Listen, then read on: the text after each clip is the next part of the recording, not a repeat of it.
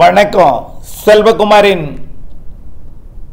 வடகிழக்கு பருவமழை இன்றைய வரைக்கும் எவ்வளவு பொழிந்திருக்கிறது, உங்கள் மாவட்டத்தில் எவ்வளவு பொழிய வேண்டும், எவ்வளவு பொழிந்திருக்கிறது, சராசரிக்கு எவ்வளவு கூடுதல் அல்லது ஒரு சில மாவட்டங்களில் குறைவாக இருக்கிறது, அது உங்கள் மாவட்டத்தில் குறைவா, உங்கள் மாவட்டத்திற்கு எவ்வளவு பொழிந்திருக்கிறது, எவ்வளவு பெய்ய வேண்டும் மில்லிமீட்டரில், இவையெல்லாம் இதில் பார்ப்போம்.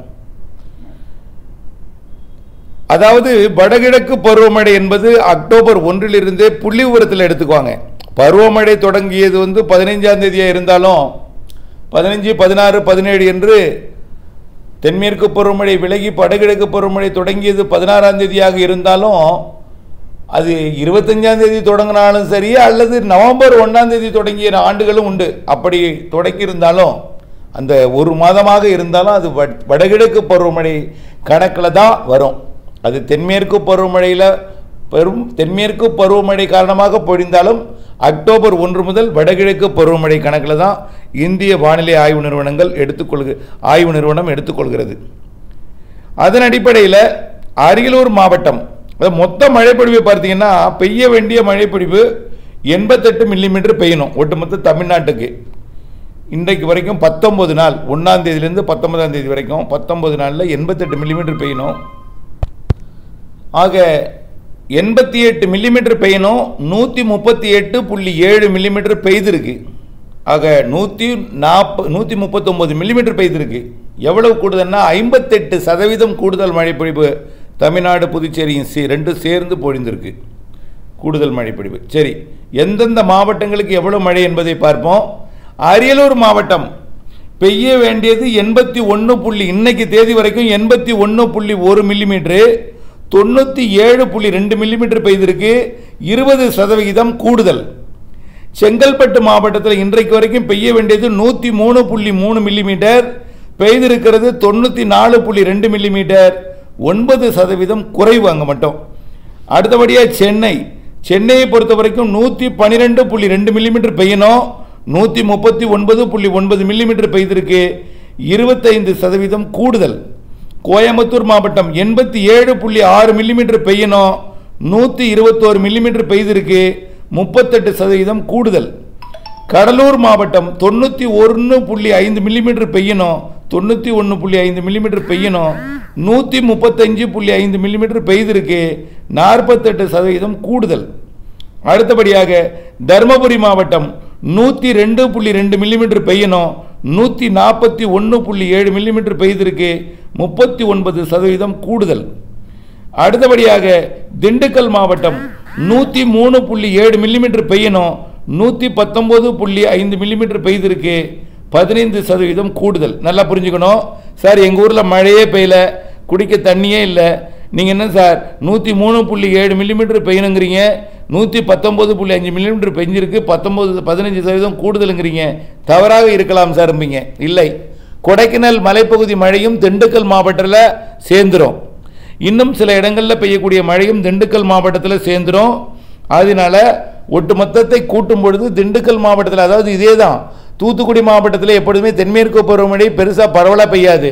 பெரும்பாலும் இந்த கோவில்பட்டி பெய்யல மழை தூத்துக்குடி மாவட்டத்தில் பெஞ்ச மாதிரி கணக்கு வந்துடும், மாவட்டத்திலே பெஞ்ச மாதிரி. இப்படித்தான் அதே போல தான் தென்மேற்கு பருவமழை பெரும்பாலும் வால்பாறையில் அதிகமாக பெய்யும், கோயம்புத்தூருக்கு பெஞ்ச மாதிரி கணக்கு வந்துடும். அது மாவட்ட சராசரி. இது மாவட்டத்தில் பெய்ய வேண்டிய மழை ஒரு இடத்துல இல்லாமல் கூட இருக்கலாம், ஒரு இடத்துல அதிகமாக பெய்யும்போது மாவட்ட சராசரி மழையில் ஆடாயிடும்.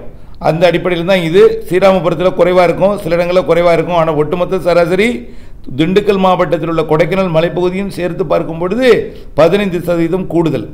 அதே போல் ஈரோடு மாவட்டம் 83.5 மில்லிமீட்டர் பெய்யணும், 156.5 மில்லிமீட்டர் பெய்திருக்கு, 87% கூடுதல். அடுத்ததாக கள்ளக்குறிச்சி மாவட்டம் 83.6 மில்லிமீட்டர் பெய்யணும், 128.9 மில்லிமீட்டர் பெய்திருக்கு, 54% கூடுதல். அடுத்தபடியாக காஞ்சிபுரம் மாவட்டம் 95.9 மில்லிமீட்டர் பெய்யணும். 117.1 மில்லிமீட்டர் பெய்திருக்கு, 22% கூடுதல். அடுத்ததாக கன்னியாகுமரி மாவட்டம் 141.1 மில்லிமீட்டர் பெய்யணும், 130.6 மில்லிமீட்டர் பெய்திருக்கு, 7% குறைவு. ஒன்றும் கிடையாது, 7 தான் குறைவு. அடுத்தபடியாக காரைக்கால் 101.1 மில்லிமீட்டர் பெய்யணும், 122.5 மில்லிமீட்டர் பெய்ஞ்சிருக்கு, 21% கூடுதல். கரூர் 73.1 மில்லிமீட்டர் பெய்யணும், 75.3 மில்லிமீட்டர் பெய்ஞ்சிருக்கு, 3% கூடுதல். கிருஷ்ணகிரி 102.8 மில்லிமீட்டர் பெய்யணும், 142.3 மில்லிமீட்டர் பெய்ஞ்சிருக்கு, 38% கூடுதல். அடுத்தபடியாக மதுரையில் 94.5 மில்லிமீட்டர் பெய்யணும், 98.4 மில்லிமீட்டர் பெய்ஞ்சிருக்கு, 4% கூடுதல். மயிலாடுதுறை 89.7 மில்லிமீட்டர் பெய்யணும், 155 மில்லிமீட்டர் பெய்திருக்கு, 73% கூடுதல். நாகப்பட்டினம் மாவட்டம் 86.1 மில்லிமீட்டர் பெய்யணும், 117.7 மில்லிமீட்டர் பெய்ஞ்சிருக்கு, 37% கூடுதல். நாமக்கல் மாவட்டம் 79.3 மில்லிமீட்டர் பெய்யணும், 106.4 மில்லிமீட்டர் பெய்திருக்கு, 34% கூடுதல். அடுத்தபடியாக நீலகிரி மாவட்டம் 123 மில்லிமீட்டர் பெய்யணும், 225 மில்லிமீட்டர் பெய்திருக்கு, 83% கூடுதல்.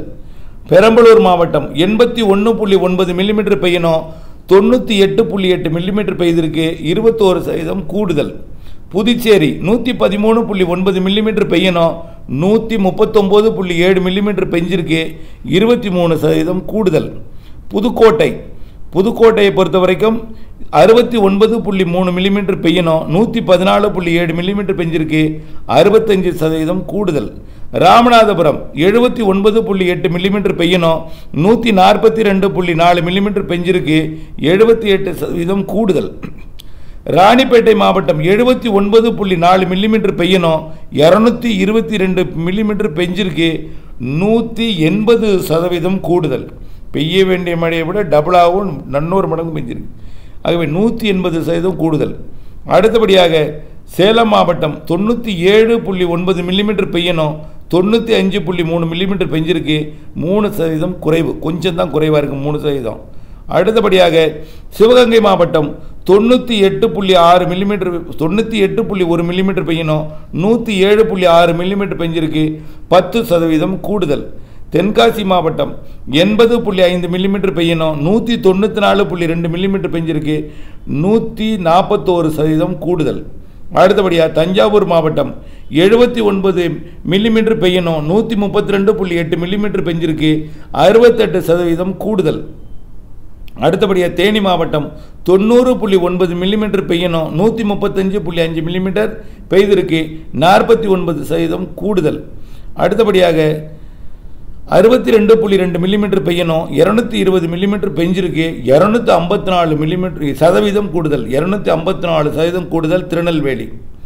அடுத்தபடியாக திருப்பத்தூர் மாவட்டம் 81.6 மில்லிமீட்டர் பெய்யணும், 127.9 மில்லிமீட்டர் பெய்ஞ்சிருக்கு, 81.6க்கு 127.9 பெய்ஞ்சிருக்கு, 57% கூடுதல். திருப்பூர் மாவட்டம் 74.6 மில்லிமீட்டர் பெய்யணும், 79.4 மில்லிமீட்டர் பெய்ஞ்சிருக்கு, 6% கூடுதல். அடுத்தபடியாக திருவள்ளூர் மாவட்டம் 93.6 மில்லிமீட்டர் பெய்யணும், 142 மில்லிமீட்டர் பெய்ஞ்சிருக்கு, 52% கூடுதல்.